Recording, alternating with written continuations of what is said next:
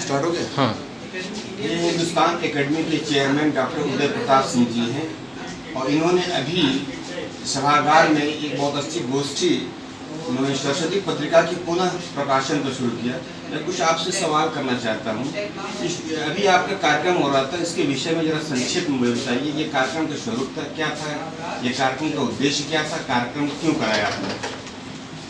तो ऐसा है कि सरस्वती पत्रिका 1900 ईस्वी से छप रही थी और 1980 तक वो छपी, प्रकाशित हुई, लेकिन इधर उसका प्रकाशन तो हो गया कुछ आर्थिक अभाव के कारण और कुछ साहित्यकारों की उधर रुचि नहीं थी उसके कारण, तो उसका पुनर्प्रकाशन 40 साल बाद हो रहा है। तो उसके अवसर पर ही ये आज गोष्ठी आयोजित हुई थी कि सरस्वती पत्रिका का हिंदी के गद्य के विकास में क्या योगदान रहा है, उसी पर ये गोष्ठी हुई, आज आयोजित हुई है।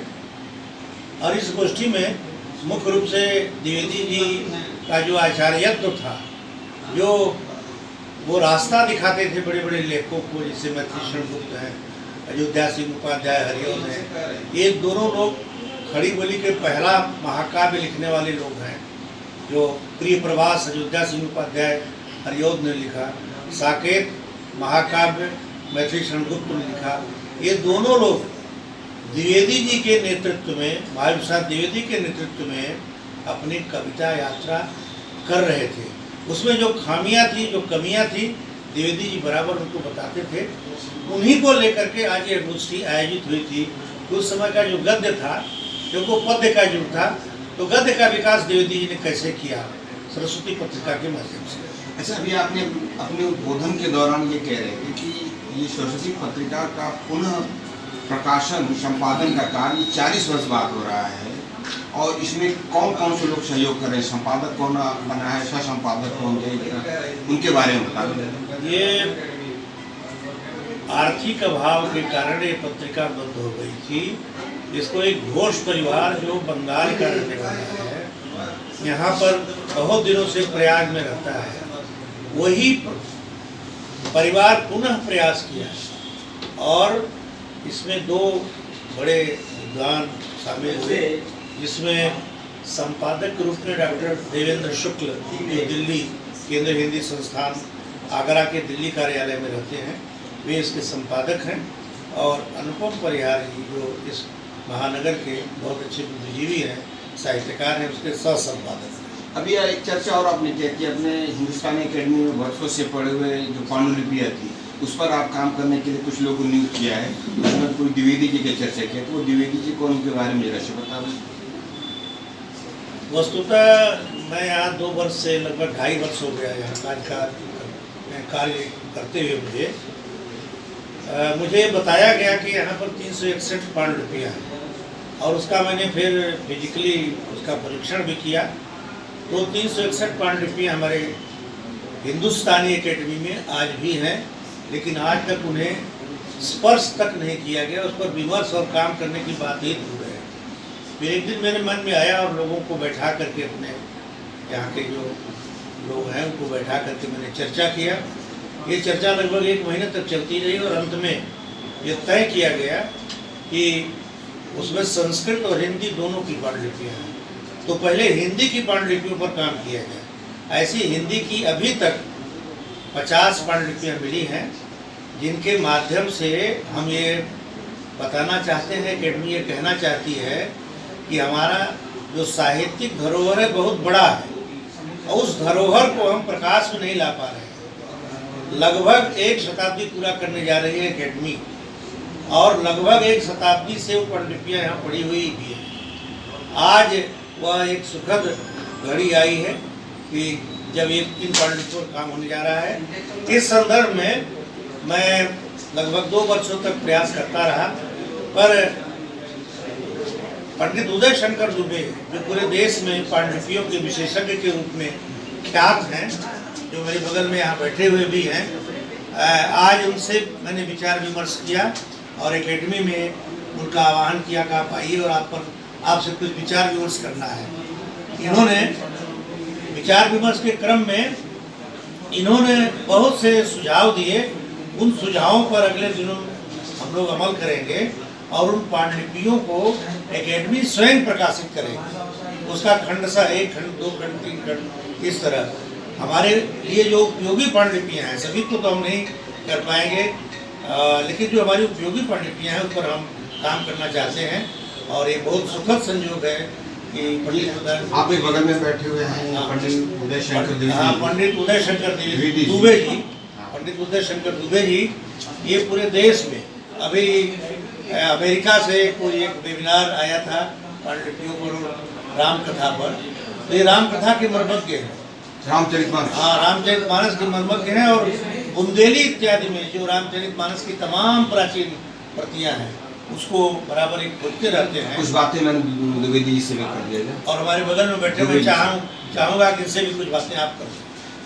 द्विवेदी जी, पांडुलिपियों को आप किस तरह से कलेक्ट करते हैं, उसमें से कैसे छांटते हैं, इसके बाद क्या उसमें से निकाल कर क्या बनाते हैं, क्या आपको कैसा है कि हमारे हिंदी की जो पांडुलिपियाँ हैं हमें 8वीं शताब्दी से मिलती हैं।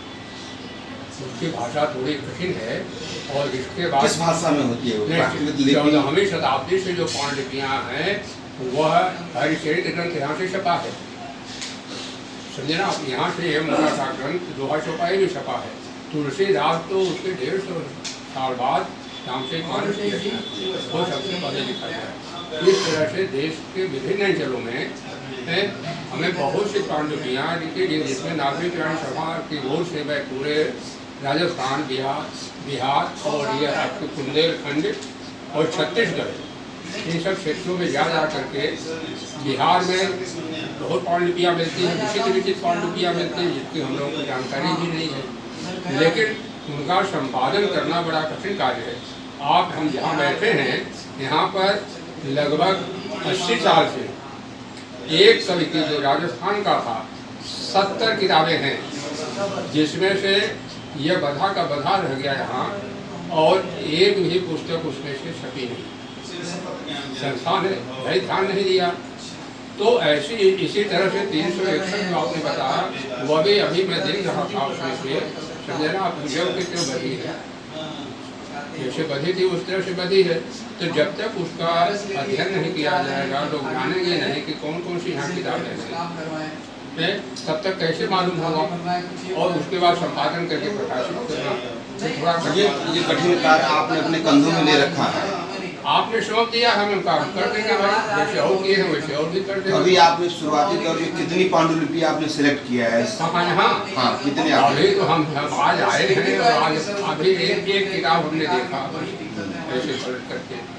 अभी तो हम 2 बजे जो पांडुलिपियाँ हस्तलिखित हैं, हस्तलिखित है, वो किस भाषा में है? देवनागरी में है, देवनागरी में। जैसे आप 8वीं शताब्दी। सुनिए, ऐसा है कि पूरे इलाहाबाद से आगे हम बनारस बढ़ते हैं, बनारस से बिहार तक एक दूसरी लिपि चलती है, वो कैथी, समझे ना। वह कैथी लिपि सब नहीं पढ़ पाएंगे, है नागरी ही वो भी। और कभी कभी ऐसे भी ग्रंथ मिलते हैं बनारस में जो कैथी और नागरी मिश्रित लिखते हैं, उनको पढ़ना थोड़ा सरल होता है। जैसे कैथी में दीर्घ ई का प्रयोग है, रस का नहीं है। आप पढ़िए तो अपना हल कर दीजिए। ऐसे वहाँ अक्षर इसे थोड़े अलग कर दिए हैं। वह कायस्थों की देन है। गाजीपुर में एक प्रसिद्ध स्थान है कैथी, बनारस के बगल में है। हाँ, हम वहाँ गए हैं। वहाँ के महादेव बहुत प्रसिद्ध दर्शन करने के लिए। कायस्थों की बहुत बड़ी बस्ती थी। उन लोगों ने 14वीं शताब्दी में उस लिपि को परिवर्तित कर दिया, क्योंकि रियासतों में उनको काम करना था, इससे और लोग न उसको पढ़ पाए, इस उद्देश्य से उन्होंने किया। अपना परिचय बताएं। मेरा परिचय यह है कि मैं हमारे पूर्वज थे पंडित राम द्विवेदी, जो रामचरित तुलसी साहित्य के मर्मज्ञ खोजी, राजापुर के जो हाथ की लिखित पति अयोध्याकांड है, वहाँ से जा करके उन्होंने पहली खोज की उस पुस्तक की। रसिक संप्रदाय, हाँ, रसिक समुदाय, रसिक उनके की पुस्तक में है। हाँ, पंडित राम कई ग्रंथ भी उन्होंने स्वतंत्र रूप से लिखा, लेकिन मुख्य कार्य उनका था रामचरितमानस और तुलसी का अन्य साहित्य। 12 को उसने प्रामाणिक माना और आज हम सब लोग 12 ग्रंथों को प्रामाणिक मानते हैं। तो पंडित राम द्विवेदी के खानदान में 6वीं पीढ़ी में होने जाए, शायद हम तो यही मानते हैं कि वैसा अनुगत हमें मिला है। आपका नाम क्या है? मेरा नाम उदय शंकर दुबे है और मेरे पास ऐसे मेरे पिताजी ने एक पांडलिपि खरीदा है जिसकी कीमत बहुत अधिक भारत सरकार की ओर से पांडलिपि विषय में वायदे दिए। हम हाथ जोड़ के कि मैं यह प्रति आपको नहीं देता। बहुत बहुत धन्यवाद, आपसे मुलाकात करके बहुत अच्छा लगा। अगर आप कभी आएंगे तो हम उस प्रति को दिखा देंगे। देखिए ये प्रति है, ठीक है, बहुत बहुत और धन्यवाद। 4 किलो वजन है उसका। ठीक है, बहुत बहुत धन्यवाद।